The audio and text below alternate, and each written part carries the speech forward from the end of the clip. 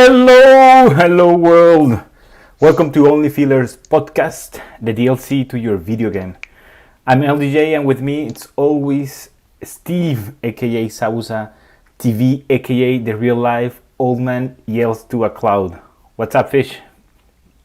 Not much, just trying to figure out things out since these early mornings are getting colder for whatever reason. I cannot complain about the cold because you are in an actual cold place. This is just weird cold for me because I'm not used to it.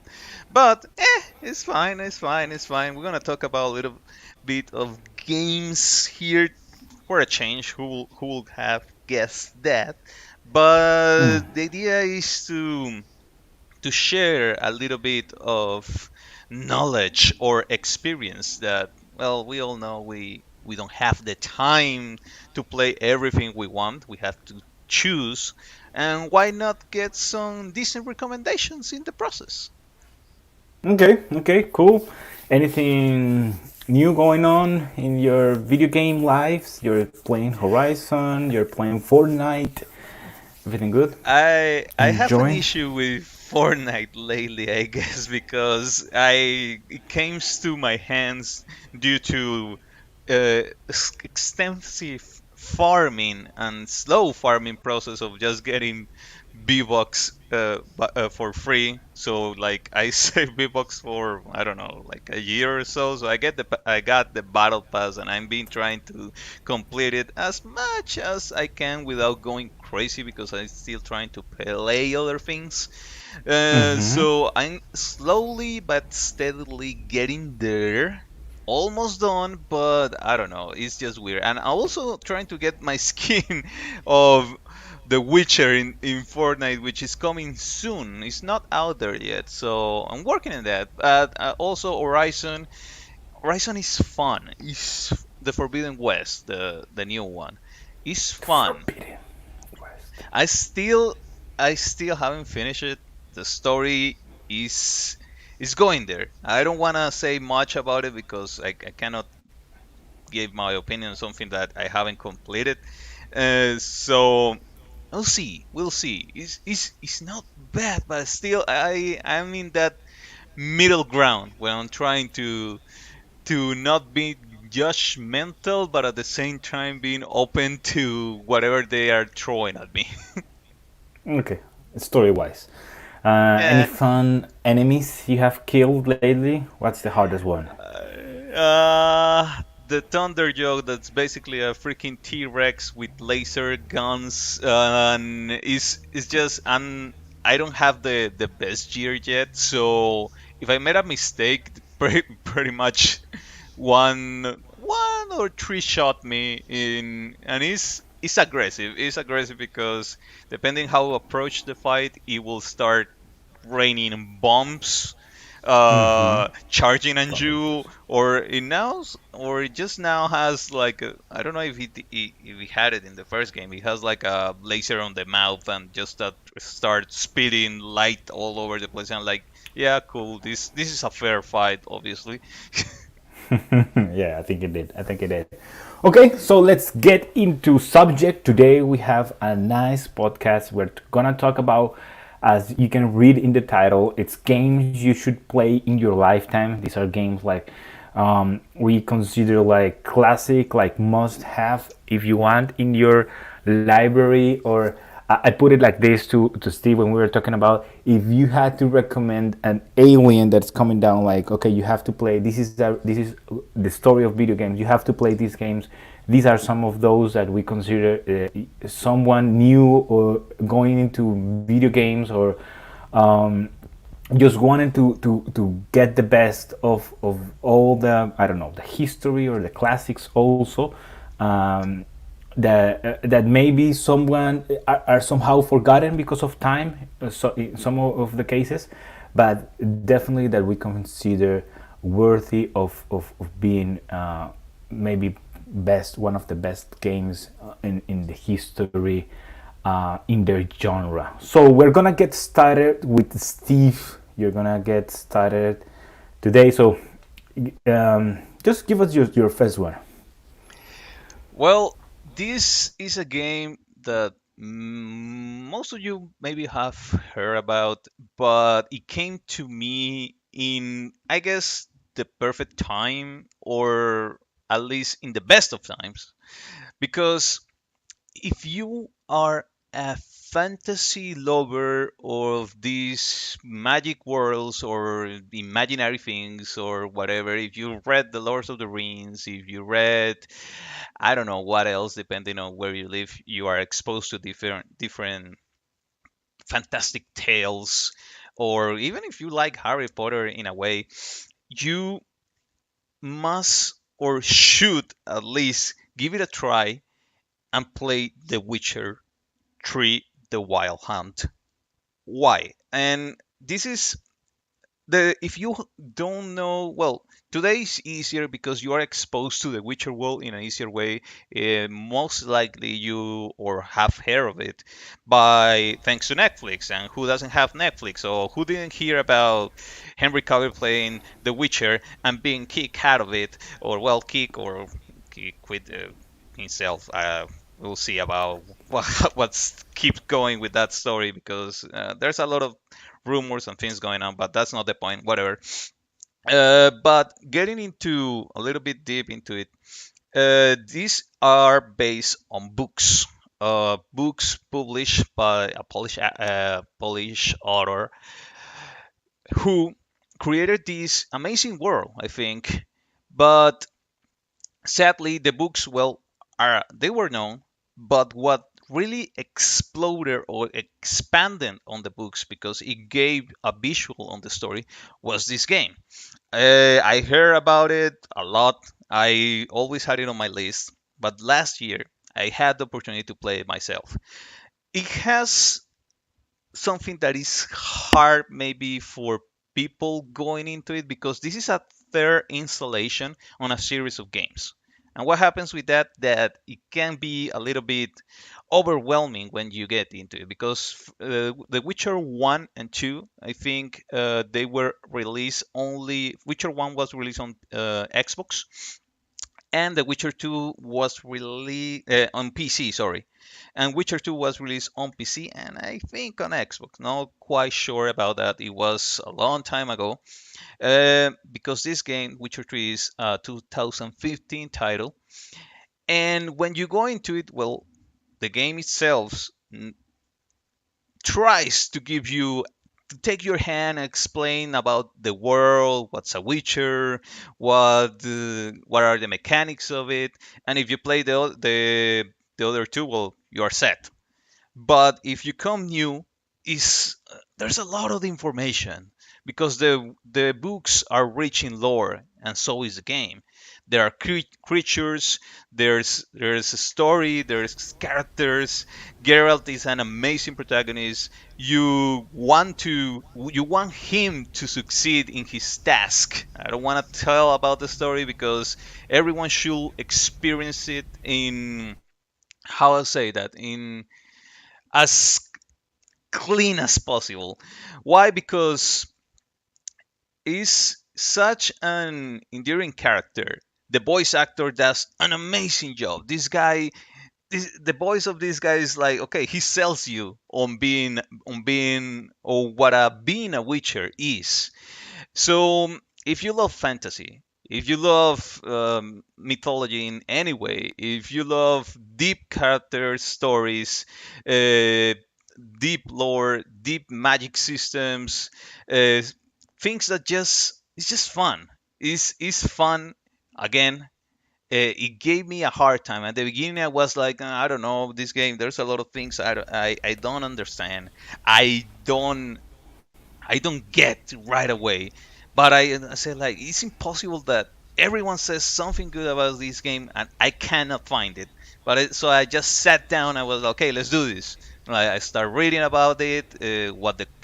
I start paying attention how the characters talk, how they interact, how my decisions had meaning in a world that I was taking part of. So it's a really immersive and interactive experience. You can be a total asshole as Geralt, or you can be just a chill guy, or you can be this. super ultraistic character, but it's on you. And whatever you choose, it has um, it has these Consequences. yeah, it has consequences, which is I don't know. People don't think about it. Most of the games feel really linear by today's standards, and you forget about it. You forget that you should impact your decision should impact the world surrounding you. And The Witcher: The Wild Hunt, CD Projekt Red did an amazing job with it. And just to cap it all off, I think there's no better time to play this game right now because they made a huge upgrade to the PS4 title. Now they upgraded to the PS5. So, one complaint I have as a console player is that the loading times are a little bit.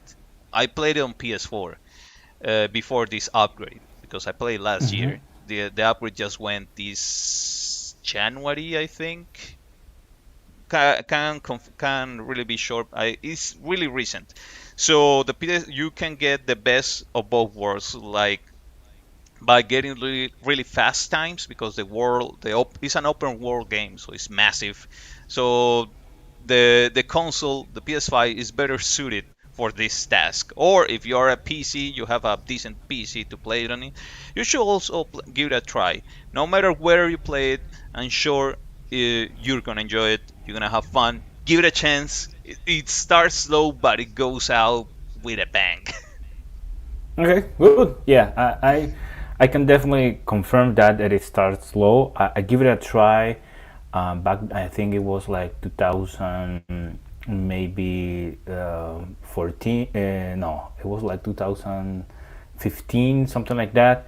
But it wasn't my game. It was a friend's game, and I was playing at his account, and I was giving it a try. And it definitely starts slow. You don't the tutorial doesn't give you much detail or information about the gameplay about it's just a very basic, and as you say, maybe it's because it's coming off other two titles, but yeah, so it's a good recommendation. Just power through the first chapters, I guess, and then you will find your sweet spot.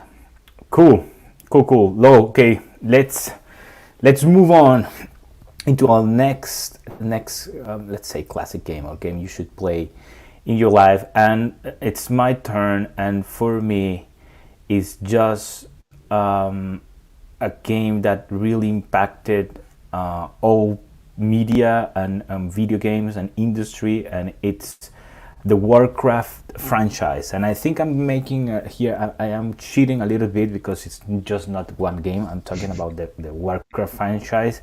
And there is a reason for that, right? Because this franchise shaped the video game industry for more than 2 decades. You cannot write the history of video games without this franchise. So this franchise took from RTS, real-time strategy games, to MMORPGs, to MOBAs, to tower defense. All these genres can be traced down or traced back to Warcraft, right? To Warcraft 3, that it's the first, like the most popular RTS of this franchise, the most popular title, right? Warcraft 1 and Warcraft 2 were good, but they were all for our generation at least. So Warcraft 3, it's really like the Reign of Chaos and its expansion, as it was called back then, expansions, not DLCs, but yeah, it was an expansion. It's the Frozen Throne. These are the foundation, the foundation of many genres and many games coming forward, like for 2 decades, or more than 2 decades, literally. So Warcraft 3, it was a 2002 title, The Reign of Chaos. Then you get World of Warcraft at 2004, the vanilla first release, and then it just blew up completely into the industry, right? It's the most popular. It was the most successful MMORPG of the history of video games, with the highest peak of concurrent or subscribers. So it really took all the media by surprise, right? You had news newspapers, stations doing pieces on addiction on video games. Thanks to World of Warcraft or WoW. You had celebrities doing commercials for World of Warcraft. You had everyone was talking about World of Warcraft, right? And this game impacted and influenced many video game developers, and it still does, right? So you have Riot, you have people from Final Fantasy being influenced by this. You have many others, and influence many players, right? As ourselves, in even Henry Cavill played World of Warcraft. So this is a game that you should give a try, regardless the current feelings towards Blizzard right now. This game still holds up. I think that in any art, you shouldn't judge the art by the artist, right? You shouldn't judge like a music because of the artist. This is the same thing, right? Because you shouldn't. You should separate the art from the artist. In this case, the what people may think about Blizzard right now doesn't take on the quality of what Warcraft 3 was and what WoW was, at least classic WoW, like the golden era until Wrath of the Lich King. So if you can get in a discount, in a bargain, Warcraft 3 Reforged, I think you should buy it, and you should play it with the classic graphics, even though it's a little bit like polygons, but you should play it. It's definitely worth. The history is good, very good. The RTS is very good, and if you can get into a fresh classic server right now of WoW, if it's vanilla classic, or if it's any of the other Burning Crusade or Wrath of the Lich King, a fresh classic server, right? And you can have the time. You should. I recommend. It's worth it. My best memories as a gamer, I can say, are related to WoW. I played WoW for I don't know how many years. It was almost all my college, so I will say like 5-6 years straight, and then on and off for a couple of expansions. But I have the best memories, and I don't judge like my memories from now. Looking back, I just realized that I really enjoyed that game, and even if any of my friends would jump back with me, I would do it too, into a good expansion. Obviously, it's just that addictive. It's just a classic, in my opinion. Warcraft 3 or World of Warcraft, it's just worth having in your libraries. I know that Steve still has in his library like the first 3 expansion boxes up there. They're just beautiful, and yeah, it's good memories, good times. One of good friends I made online. Yeah, it is just an experience to have WoW Classic or Warcraft 3. Yeah, World of Warcraft. Well, Warcraft 3, like you said, there's no World of Warcraft without Warcraft 3. Especially, I think, because most of the World of Warcraft history or lore came from that last game, that last RTS game that Blizzard released, and it's such. You keep mentioning 2005, 2009, and like, oh god, that's been like 20 years already. It gets you. It gets a lot of memories going, obviously, because we played through it basically pretty much together. So god, that's a long one. It took a lot of our time, but like you said, it was enjoyable, and you look back on it with a smile on your face, depending Yeah, depending on whatever happened at the end of each game or the situation with the company. At the end of the day, you look back fondly to that time. I do. I don't know. But I don't know about you. But the best times I have, I remember were getting the first time into Dead Mines with you, or going to Karazhan, or doing Getting arenas, killed, or getting getting killed. killed. Arenas, I remember, like, I think from playing competitive games. I don't know, MOBAs or for or battle royales. The best memories I also have is playing PvP with you on arenas and winning and losing and getting mad at it's just fun to remember that, and just trash talking about the other classes and why this class has this and that. It's just fun to remember, and it was a long time playing arena battlegrounds, some of the raids and stuff. So yeah, it's a classic. It's more than 20 years of history of Lords, and you don't get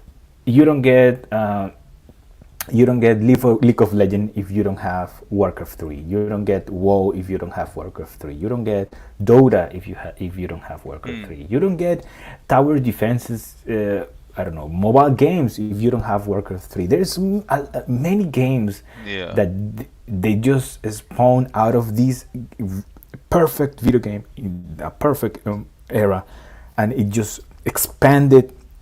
It's amazing. I don't think there is other video game that did what Warcraft 3 did. Not even StarCraft, that it's like the original RTS, original from Blizzard. I mean, not even StarCraft 3. Warcraft 3 is just the one that that made so many businesses, right? So Riot Mm, has made a lot of money out of this thing that was made in Warcraft 3. WoW, even WoW itself, it has made so much money. It's still running until this day, making mm, money, and players enjoying, some players enjoying it, out of what they did in the lore that they did in Warcraft 3, and then what they were able to produce in WoW. And WoW itself was groundbreaking for its time in terms of MMORPGs. It was not the first MMORPG. You had EverQuest and you have others, but it was just a perfect recipe of having some streamlined, like more casual type of gameplay, but having it so polished, the controls, the actions. I think it's still polished. If you compare World of Warcraft right now with any other MMORPG, the action is well done. It feels good to hit your buttons and use your abilities. So they did a really great job. By today's standards, some people might say, okay, it's outdated. It's a 15-year maybe game with changes in the game engine and stuff like that. But it still hold up, right? People still playing it. It's still, I think, the first or the second most popular MMORPG right now. So no one was able to kill WoW, right? For years we were hearing about the WoW killer. What's gonna be the WoW killer? And no one has killed it. Not even Blizzard itself, with its troubles, have been able to kill it, and they have tried. It's amazing. It's just a testament of what was a great game, core game, fun game at a time, and how it's holding up, right? And that's just a testament. It's just something in history to study. Let's yeah. let's move. And Yeah, go ahead. yeah, totally. That's people forget that they wouldn't have a lot of what they have today if it wasn't for, like you said, for Warcraft, basically, like MOBAs, League of Legends, all these games that, because people don't know the history, but we have been there, so we know. And Yeah. don't forget about, sometimes the original product has more to offer than you believe.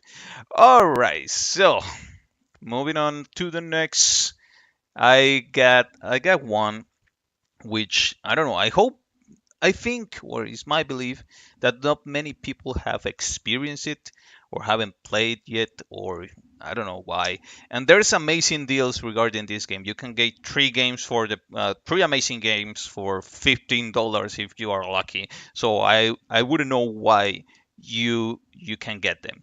And is the BioShock franchise. If you are new or you haven't heard from it before, you don't have no idea where I'm coming from, you can go with BioShock 3, BioShock Infinite, which will be BioShock 3. Now that I think about it, I keep choosing games that come with a third game in mind. But in this, yeah, I don't know. But funny enough, again, as like The Witcher, you can come to BioShock 3 without playing the other two. You can get even more from your experience if you have played the other two, but it doesn't matter. You can play Bioshock Infinite. Uh, why I focus on that one? Because if you play the other two, especially the first one, Bioshock One, the mechanics can be the fighting mechanics, the combat, because this is a first person game, can be a little bit it wouldn't make much sense. They improve a lot on Bioshock 2, but Bioshock 3 is the culmination of learning from Bioshock 1 and 2, and have this totally balanced package, fun gameplay, an amazing story. I really love the story. The characters are well written, are taken care of. They have their own motivations and dreams, and that's something that it's hard to get, especially as we move forward. There's not a lot of deep or care about things that used to be so important for some video games. So you have this world which is really fun because each Bioshock has like this ambience. The first two are set down in underwater. I don't know how many leagues down the sea you're supposed to be, but you get immersed in this. I don't know, scare is kind of a little bit so especially the first and the two are a little bit like more focused on scare territory. Why? Because you are a little bit claustrophobic under the sea here with these weird humans that have been going through mutations due to addictions. But then you have the third one that is a little bit more open in the sky. So you go from down below to really up in the clouds, literally, with Elizabeth. That is such she's like one of the best companions by today's standards, because usually when you have someone you have take care of, they are just pain. But Elizabeth helps you out in combat. He gives you hints. He says like, "Okay, do this. Okay, you ran out of ammo. Got this." And she throws ammo at you. She powers through. She's a powerhouse on her own, but the characters complement each other. Each one learns from the other life lessons, how to be better, how to react to things. And people, I get the feeling, at least that's me, people don't know or don't give Bioshock the credit they deserve, or I don't know. I think if I remember correctly, you haven't played. Um, and this will No, be I haven't. yeah, and I bet a lot of people haven't, which is not like, oh, it's bad, but you should give it a try. People should give it a try because I don't know. You know about people know about Resident Evil. People know about other games, yeah, Silent Hill, and they are there. But Bioshock is like a little bit mix of action, and it scares you sometimes out of nowhere because you're playing this game. You're not supposed to be scared, but then the atmospheres get like, okay, something's going on here. What's going on? Why I'm feeling like that? And you get involved in the combat. The combat is also really immersive, and it has a lot of variables going on because you can mix up elemental combat with, let's, I don't know, we can call it magic, because you can, why a human being or a regular human being can summon thunder and fire from his hand, but here it is. It has explanation for it, and it's kind of believable, well, as much as any of these fantasy worlds can be. So yeah, and also as it is right now, if because I played them on PlayStation 3, and I recently finished them. I think last year or the year before that, I replayed them. I purchased the upgraded versions for PS4, and I had a lot of fun. So it's definitely in a good place where you can get them. You can get the best of the experience. At the same time, just enjoy three games that are going to, it's just so hard to get sometimes you go with so high expectations to this game. Let's put this example there because it is what it is. People were so excited for Cyberpunk, and the hype was so high. And then you got these games that, yeah, you heard they are good, but when you play them, you're like, "Oh, this is actually better than I expected." And it's supposed there's a few of the members of the team are supposed to getting out a game. There's rumors of a game going on, and can't remember the title of it as it is right now. So it should be really. I'm looking forward for what they get to offer as a new maybe successor to Bioshock, because it's sad that the franchise is stopped there. I don't know why they haven't put out more games, because as far as I know, they were successful in their own right, and they also created memorable characters as the Big Daddy, which is the one on the left here in the image, for people that are not able to watch. There is a huge. Think about a metal fat guy, huge with a drill on his hand, and which is really scary once you fight it because you are really slow and he isn't, in spite of his huge size. But Oh, definitely, so definitely. it's an mm, enemy. No, yeah, man. it's an enemy. It's an enemy, and I is not it's not really friendly. I thought you were like Big Daddy. I thought you play like Big Daddy because I always see like every other image or promotion about Bioshock. It's the Big Daddy with the little girl. So I thought, okay, maybe you play like a Big Daddy or something like that. I haven't played Bioshock, so this is a nice recommendation from you. No, it is. I don't want to get much of it because you never know. It's hard to find time for everything. But but this game is the lore is interesting. It has its own rights, its own merits. Is not as deep as you can, like, oh no, my god, like you have to play this game for the story. Well, no, it's a decent story. It's a good story. It's a fun story. It has fun gameplay, and you get involved with the world, and it's good. It's just an overall good experience, an overall good game. So people Okay. should give it a try. And again, you can get amazing deals. Like, where can you get three games for? I know. I think I bought them for like $10. I was so happy with myself. Yeah, and especially if they are as good as you have recommended or you have explained. So okay, that's good. Bioshock 1 through 3, or at least the three, if you can get it. Good. I'm gonna write it down to my list. Okay, let's move forward to our next game you should play in your life. And again, I'm cheating a little bit. I've been cheating this whole podcast because it's not a game; it's a franchise again, and it's the Final Fantasy franchise. And Final Fantasy is the longest RPG franchise running I can think of. Many people first RPG was a Final Fantasy title, and at least if it was not the first one, maybe the most memorable one back in the day, right? So we're talking here these three images I have here for people that are listening to the podcast.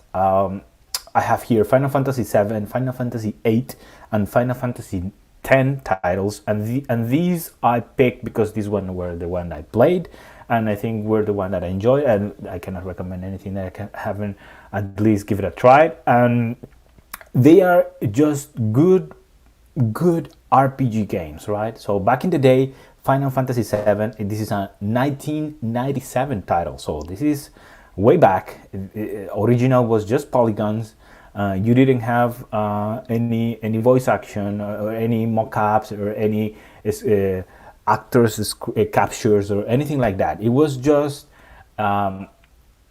text. It was just a great story, right? Some cutscene cinematics, but they couldn't sell you in the cinematic experience that some of the games right now sell you, but they were selling a good strategy RPG game, right?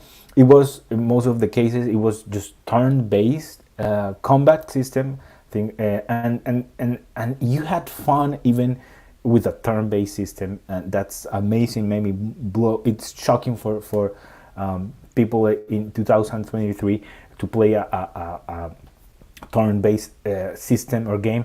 But Final Fantasy VII, the original one, and 8 and the 10 were just great. I never played the 9. I know Steve is better suited to talk about Final Fantasy in general than I am, but I just have to put this out because Final Fantasy, it's mostly a Japanese title, and it has like this Japanese vibe of video game.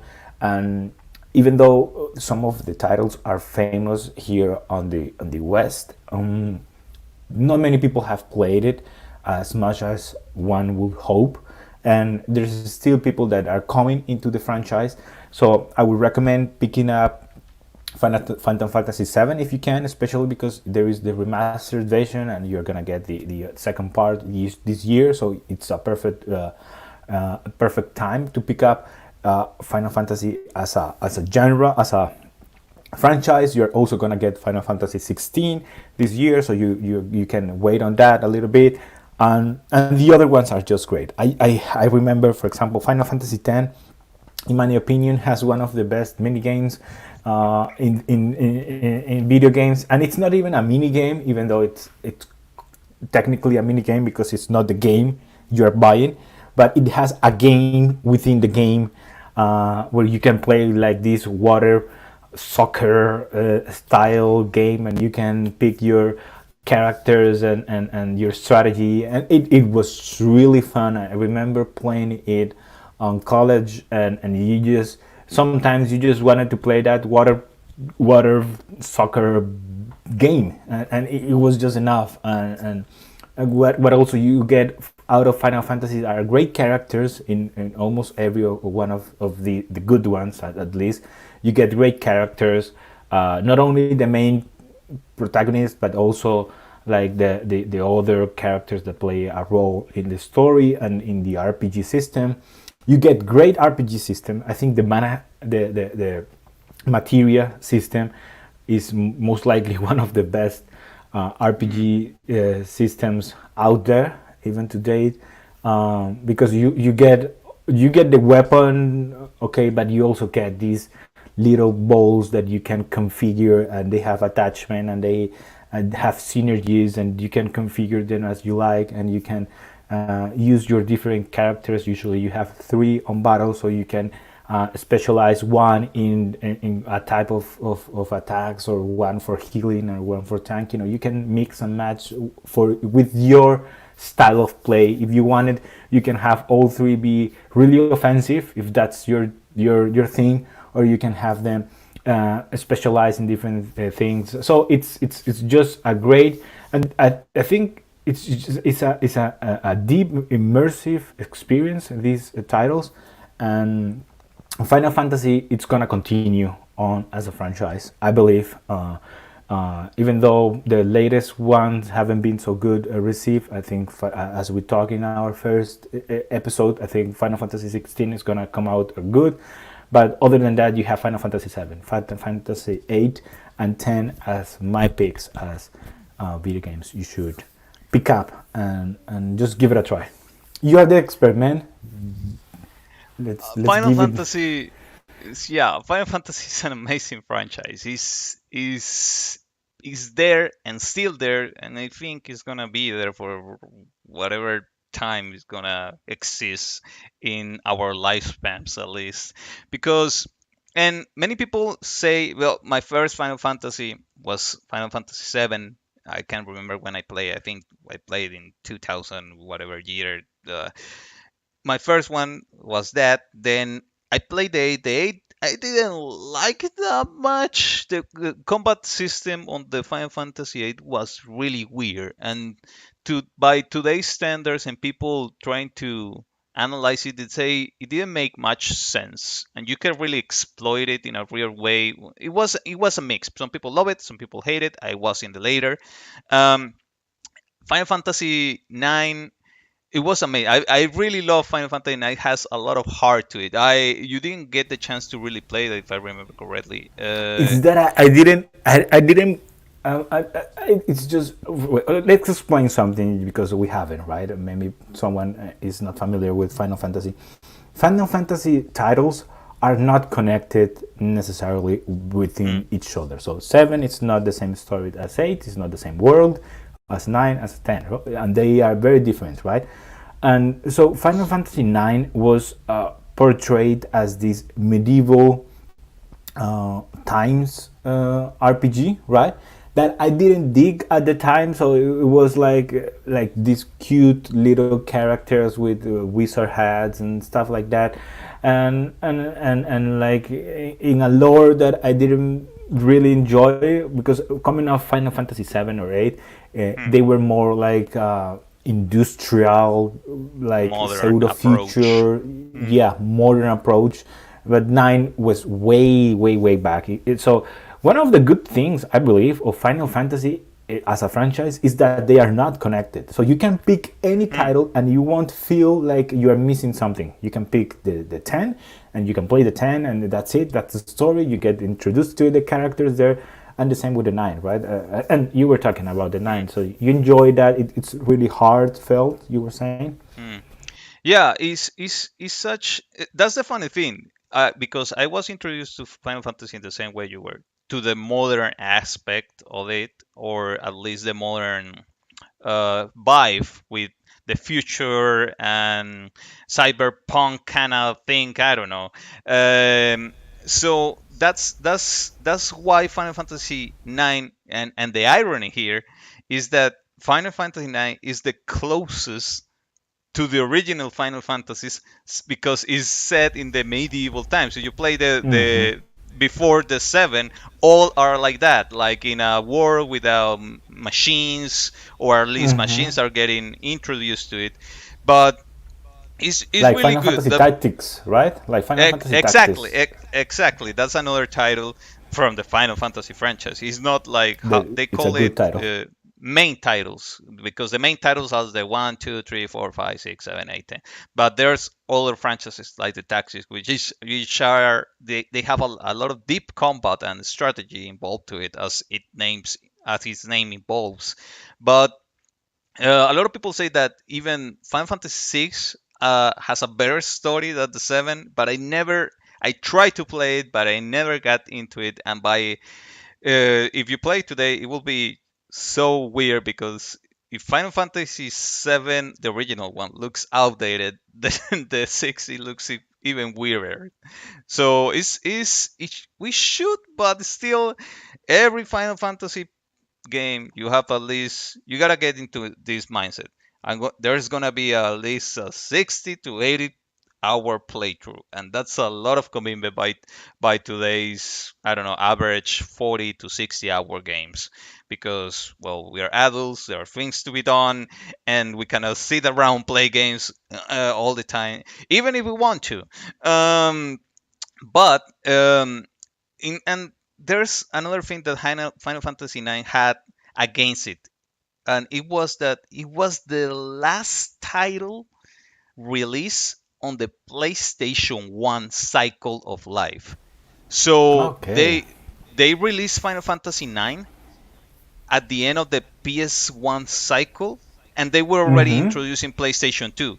So many people don't gave it a chance, because they were like, okay, so people were focusing so much more on the PlayStation 2 release, and Mm-hmm. well, and then we got Final Fantasy X, that was the first main Final Fantasy title to have voice acting, and they nailed it. It was fun. It It was has great. Yeah.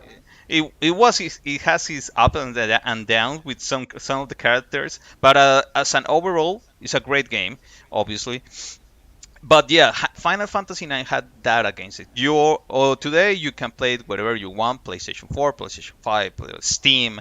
You can find it in the even. No, I can't remember. I think there's a mobile version. See, yeah, there's a mobile version for it. So even that, but still, it's a big commitment, because these are not short games Yeah, by they used to any. be. Yeah, Yeah, this used to yeah. be longer because these are like Uh, lighter version of graphics. So, for example, if you pick Final Fantasy 6 or any other before that, it's gonna be a pixel art. And I know that pixel art games are like really like coming back like in a nostalgic way for these 2D games like dungeon grinding games. They pick that pixel art style, so you will feel like you are playing like a pixel art indie title right now. Just it's just like a old game, but it's a long game. You will get plenty of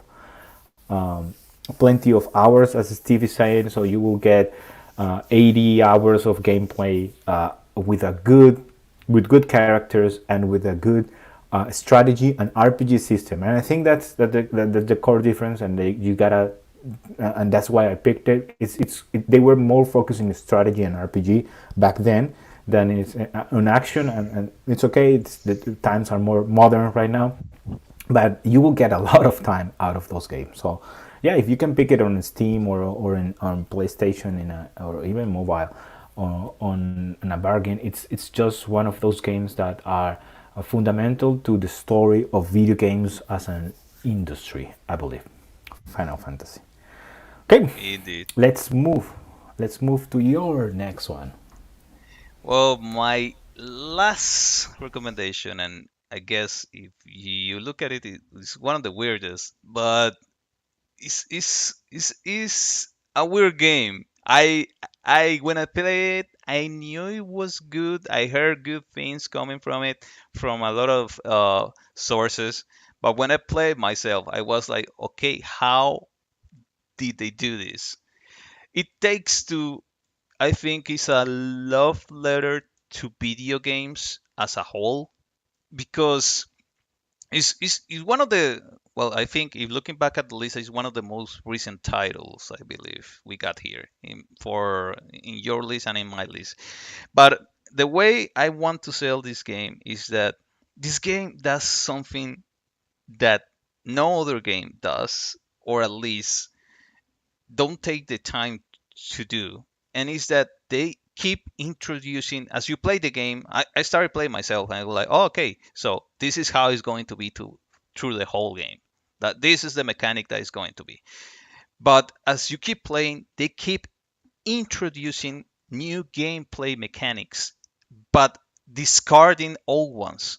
So as you move forward into the game, they introduce you to I don't know try a shooter system. Then they introduce you a melee system and discard the shooter system. And they introduce another thing and discard the old one. And you are like, wow, okay, why did they do that? Because usually games and what they usually tend to do is that they sell, okay, we got this, and this is going to be through the whole game. So deal with it, and Yeah. if you like it, good. But if you don't, you're gonna be in a tough place, right? But the other thing that this game does is such: if by any chance you are in a relationship, no matter what kind of relationship you are, this and that significant other doesn't play games for whatever reason, this is an amazing game to sit with them and play. And that is something that I never seen a game do before. That you can actually play with someone that doesn't play anything at all, have no idea, has a hard time picking up a controller, and like, okay, the camera is driving me nuts. I cannot figure out this how you do this, and like, yeah, it's not easy when it's so weird when you play games all the time.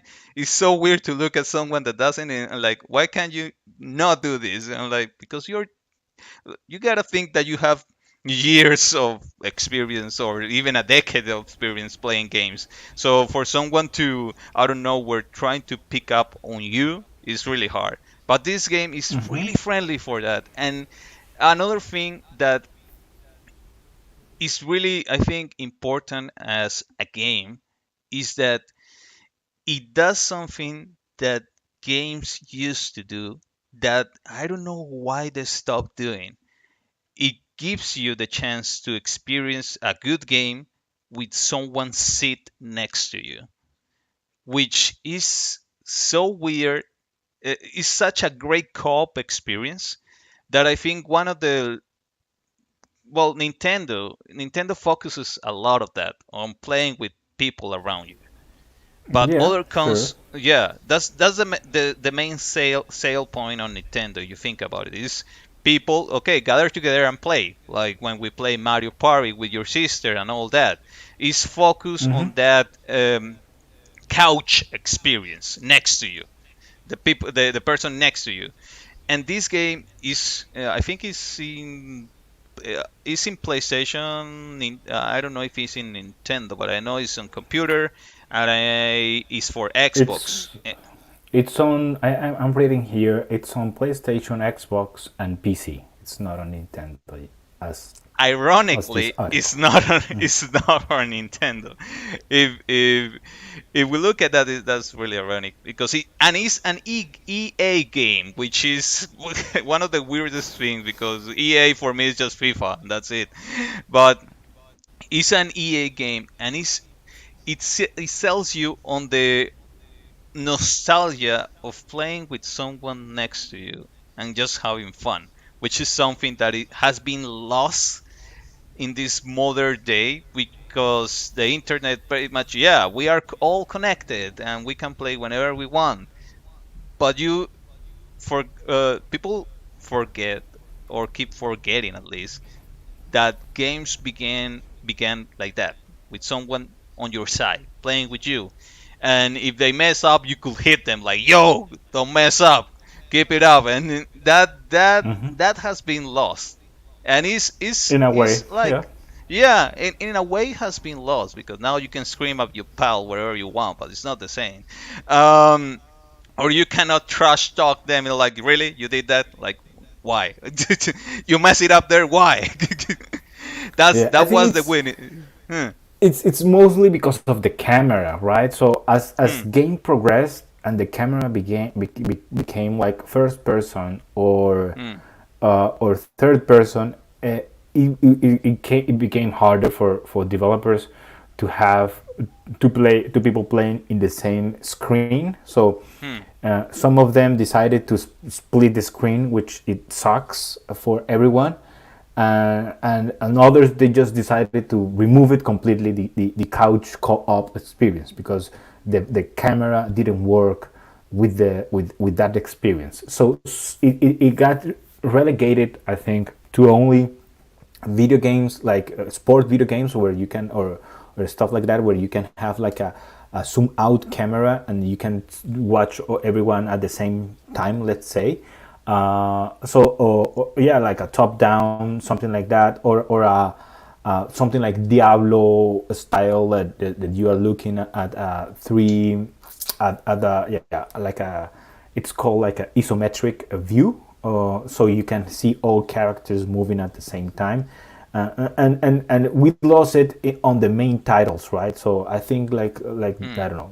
I think Dead Space 3, it's a co-op game, but other than that, you don't have like main like action titles right now with co-op, right? You get stuff like Overcooked, Portal 2, it has a co-op, but you don't get like, yeah, you don't get like, you will never get like a, I don't know, like a God of War with hmm, a co-op. You will never get any of these like main triple A games. You get your platforms, right? You get your platform like your Sackboy. You get maybe Mario Party, as you mentioned. So it takes two. It's really, it took me by surprise when you had it on your list, and so I started digging, and everywhere where I look like co-op list, or especially story driven co-op, it was like in the top 10, right, top 5 maybe, hmm, of video games where people really enjoy the story, and enjoy that, as you said, you can play with your significant other and you can have a great time. So for example, for my wife and I, we played Overcooked and we just had the best time, but it's not a driven, like story driven, like you are playing together a story. It's more just like a, and it has like a story, but it's not really a story. It's just more like a fun challenge, and you have your levels and you just doing it on some nights. And we also played Sackboy, and it was also great. It was very fun, but it's also like a platform, right? But as you have explained, I think this is different because it's not just like a platform. It's also like a story and characters that are being developed through the gameplay and through the play or the game. So you're getting like that also experience of the video games. Is that correct? Yeah, is you get a little bit of everything with this game, and especially if you are, again, if you are in a relationship or have been in one, or there's someone you just want to spend time with, or want an excuse to spend time with, but at the same time play a game, like you say, Overcook and Sackboy. These are great titles because I haven't played them. Well, I have played Overcook, but I haven't deeply played them because they lent it to me one time. As well as Sackboy, I gonna get a chance to give it a try soon. And but if you want an excuse to play something with someone, and that someone is something special in your life, you should. It takes to checks all the boxes, not only as a co-op experience, but as a game with fun mechanics overall through the whole game, which is Great. something that is so weird to find and I don't know where because okay, yeah, okay, we are releasing this co-op game, but as it tends to happen, most of these games don't do well. But this just somehow by some miracle does and it's great, Okay. it's great. It's just people should play especially with someone next to them. It's just fun, and at the end of the game you're just gonna look at each other like you're gonna be happy with it. Happy. That's good. That's why you play video games, to get some fun into your life as well. That's good. So Mm. our last game of this podcast, and I get to talk about um, a franchise again. I cheated all the way through this podcast. I'm sorry. It's the Souls game genre, if you like. It's now considered almost like genre, but Mm. I'm not gonna talk it as a genre. I'm gonna talk it as a franchise from software, right? So I know that some people are gonna try to mimic what From Software have done, because that's just what happens with everything. You got a MOBA, then everyone is gonna try to do a MOBA. You get battle royales, then everyone is gonna try to do battle royales, and it's gonna happen the same with Souls game. Everyone is gonna try to replicate what From Software has done. It's not gonna be the same, but it's okay. So I'm gonna talk about From Software, and I am new to this franchise, and I have been enjoying very much this franchise. So for those who do not know, the Souls game, the Dark Souls, Demon Souls, Bloodborne, all that stuff, it began in 2011. So this is a decade wide of a developer perfecting a formula, right? And so you have Dark Souls 1 through 3, the first installment of the series. They were, I think it was PlayStation 3, 4, or something like that. And then you get Demon Souls, then you got Bloodborne, you got Sekiro, and then the final one, the game of the year of 2022, Elden Ring. So this is a culmination of video games that are shaping the industry again, and it's making a difference in the industry, from a developer that just decided to do things differently, right? And they just say, F it, we're gonna do our thing. And some people are gonna hate it or are gonna critique us. We're gonna be the envy of the industry in some case, but some people are gonna love it, and the audiences and the people, the fans, really love these games, right? So if I would recommend, and I have read a lot about this game, if I would recommend where to start, if you wanna give it a try, I would recommend, if you want a more strategy, like slow pace, you can try Dark Souls 3, because I think 1 or 2 are just a little bit outdated, and that's okay. So you can try Dark Souls 3 or Demon Souls.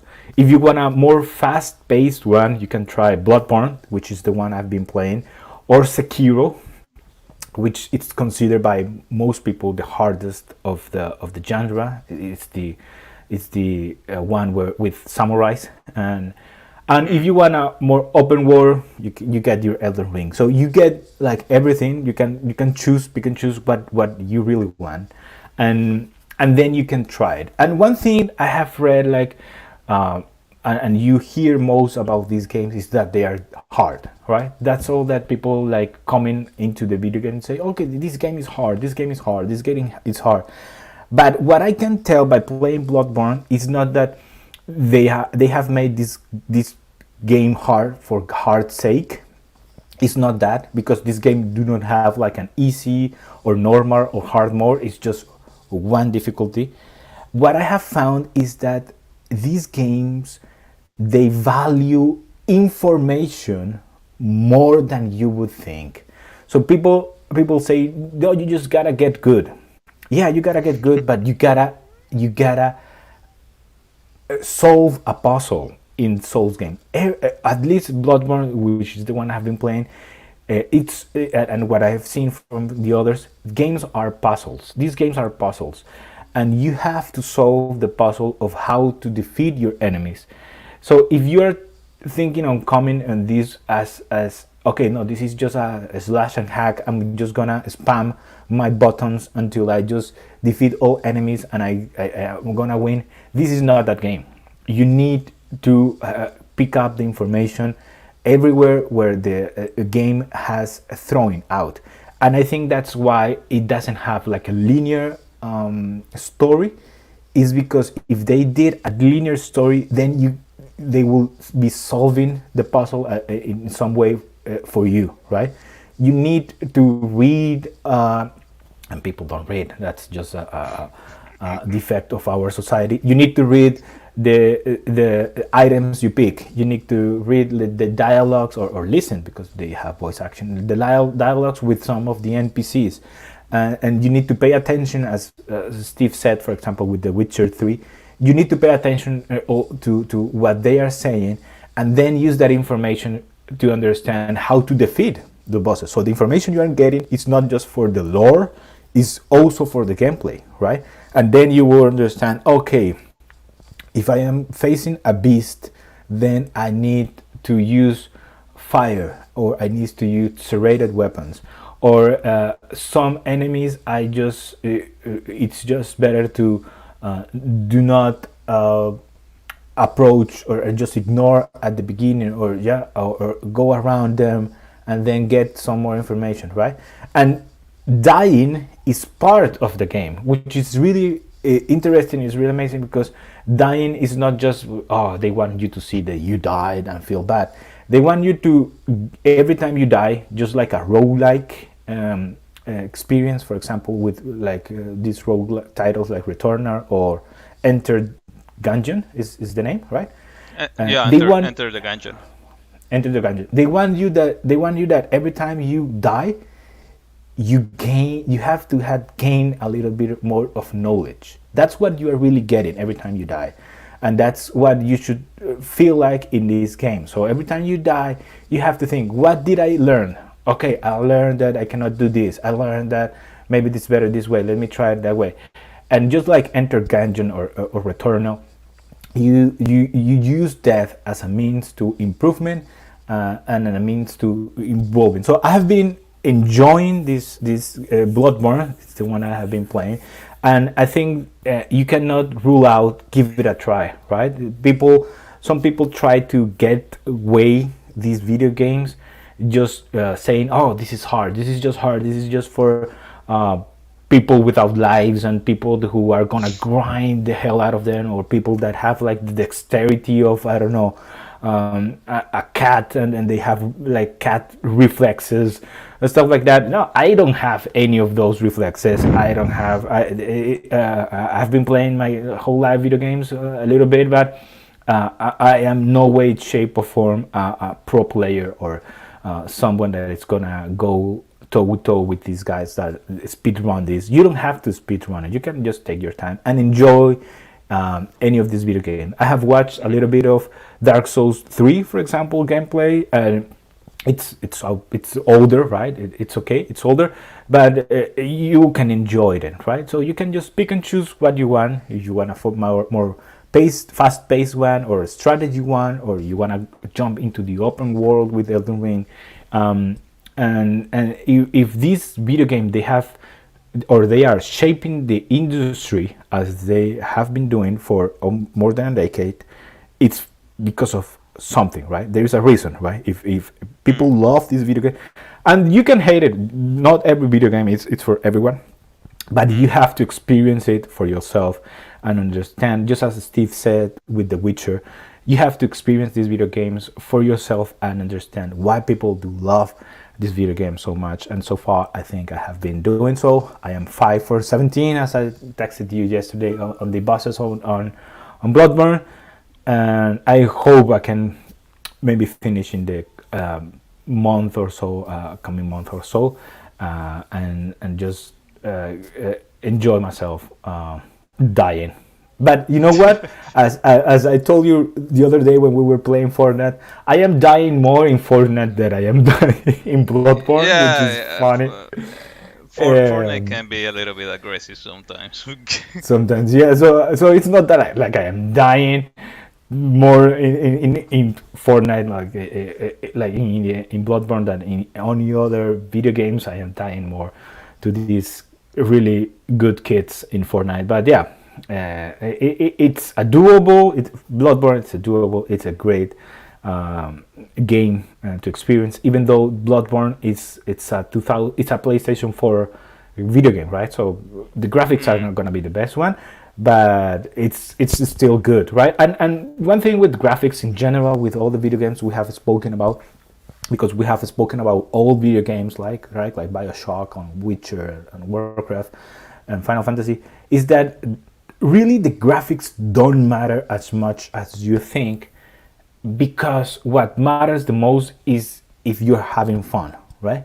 If you're having fun, you don't care if you're playing a 2D game with pixel art, right? I know you enjoy Enter Gungeon and you played a lot of Yeah. that, and it doesn't matter if you have like the best resolution or the best art, or the best graphics, as long as the video game is fun, it's good. The same with Warcraft or BioShock or Witcher or Final Fantasy. If the plane is good, it's gonna hold up even beyond the graphics. And I know most of developers obviously try to push into the graphics, but you cannot forget the gameplay and the fun that you can have playing the video game. So that's why I chose my three ones, and that's why I chose the Souls game. I've been enjoying it a lot. So any remarks, Steve? Yeah. Funny that you mentioned the. Funny that you mentioned the. How you say that Sekiro, because I haven't finished Sekiro, but I had the opportunity to play it, and it was one of those things that just I keep doing. If you by any chance, I know you're in the States, by any chance you go to a mall, or I don't know, maybe a Walmart or whatever, sometimes you will find a console there just sitting there with a game playing. Most Sure. of the times, 9 times out of 10, there's a kid on it, Yeah. because you just want to play something. Yeah, Um, that's what we but did as kids. Yeah. I did that as a kid. But that 1 time out of 10 that is missing is gonna be a 30-year-old dude, and that most of the time is me playing a game. And I play Sekiro in one of those times. Sekiro was just there. I'm like, huh. I want to play that. And like I sit there like for 30 minutes and start playing, and 30 I really minutes? like it. Yeah, It's I long. don't I don't have a shame in that. I don't care. I don't No, it's pay. good. You were enjoying. You were enjoying. I don't Yeah. care if people look at me, and most of the time there's a line of kids looking at me like, get in line. I'm not leaving. I'm paying parking. I don't care. So I just stand there playing. I really like it. I was like, oh, I gotta play this. I haven't played it yet, but it's on the list with Bloodborne. I think Bloodborne is gonna be the next one. The bad or however you want to look it with Bloodborne is that it's one of those PlayStation exclusive, and people had a lot to say about that. So if you don't have a Oh my god. PlayStation, sadly, you can't play it. And yeah, I understand, but it is what it If is. you don't have a Nintendo, you cannot play Mario. What's the matter with exclusive? And we have to do a podcast about this because there is a subject, and I'm going in a tangent here. This is only fillers we feel with stuff.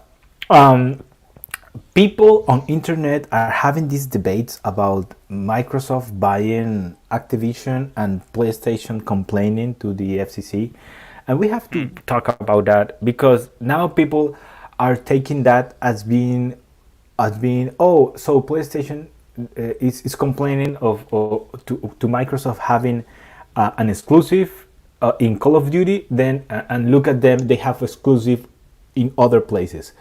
And I just cannot stand that comparison because Call of Duty is always the top selling video game Of cross the year. genre of the year. Take 2023. It was not Elden Ring. It was not God of War. It was not Horizon. It was not any of those. It was Call of Duty. And every year is the same thing. So you cannot compare having Bloodborne as a PlayStation title to having Call of Duty. So it's just Hmm. a mess. But yeah, everyone has exclusive. Sony has Spider-Man. It has Horizon because they develop it. It has God of War because they develop it.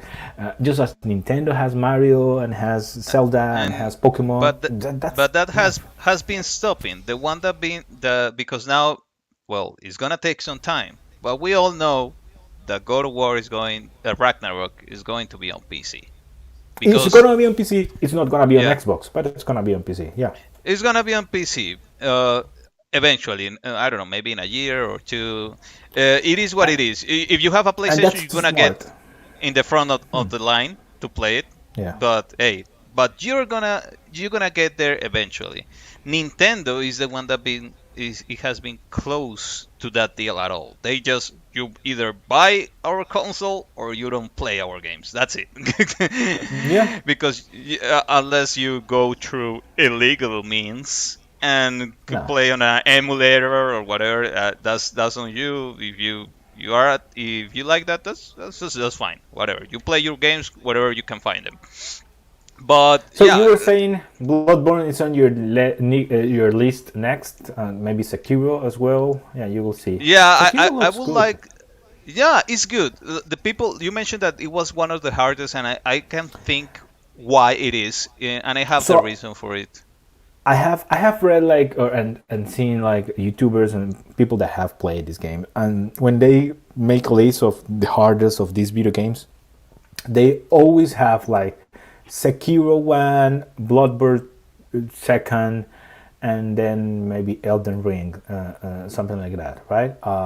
So that's like the 1 2 3, almost like everyone kinda has the same opinion. Maybe one minor change, but yeah, Sekiro it's considered one of the hardest one. It's not. Yeah. It's I think it's the least darkest one because it's more like a samurai thing, but it's still from Huh. software.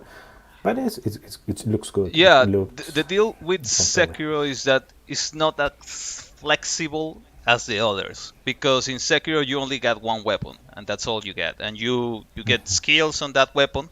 But on Bloodborne, as you've been playing it, you can choose your play style to certain degree.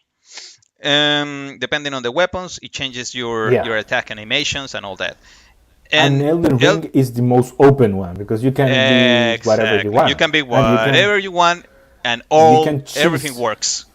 Yeah, you can choose the video game. So people Mm, complain that there is no easy way. There is an easy way. You can build, and I have seen builds like of mages type of gameplays in Elden mm, Ring, yeah. and it's just easy win every boss. So yeah, there is a way. You can cheese. But Sekiro, as you were saying, you cannot cheese it. You have to play a melee because you are a samurai, right? So you Hmm. cannot cheese it, and you have your only weapon, and that's it. You're gonna And that's die it. a lot. That's what you get for the whole game. So deal with it. And so maybe I think if you think about it, that could be hard for some people that like, hey, I wanna be on the back a little bit to deal a little bit of my damage and then go in. But no, hey, go in. Go in every time. And this was also a game of the year. So this is why I Mm, picked them because uh, people love it, critics love it. So you gotta give it a try. So Elden Ring yeah. was game of the year. Sekiro was game of the year. So Uh, Bloodborne is really praised. Dark Souls was the originals one. So, but yeah, there is something happening. There is a reason, and it's not like From Software is this big, huge developer, right? They are a small developer compared to other developers, mm. and they still make a name from themselves just with quality and just doing what they want. F it, we do it our way, and that's it. So it's very interesting. Give it a try, right? Yeah, definitely, and I will for sure because that's been on my list for quite too long. But like I told you, if I'm going to be dying in a game, I want my loading screens to be short, Fast. so Yeah. yeah, it's as fast as possible. So the PS5 is gonna take care of that. So that's gonna help me to at least save a little bit of time if you Of time. put it together. Okay, good man. Okay, so close us. That's it for Close today. us. Yeah, guys, thank you again, as always, for if you got all the way here. Thank you for listening. If you don't, anyway, thank you because at least you gave it a try. But uh, as always, please don't forget to subscribe, to make your comments. We are also on Spotify. If you prefer that format, it's only audio. This episode will be there, so don't worry about it. Just give us a little bit of time. We have a lot of improve to do. We know, especially on the audio department. We also trying to figure that one out. So don't worry about it. It's gonna get better as all things should do. Things should get better with time. We're gonna get better with everything we give you, we present to you. But don't forget to subscribe as always, comment, like, watch our social media. We got our links below if you're in YouTube. If not, you should at least give it a try and come by the channel. You will find a little things links easier to navigate there. So thank you. Take care. See you soon. Yeah. See you soon. Yeah. At OnlyFillers, Instagram and Twitter. Follow us, and thank you for listening. Peace.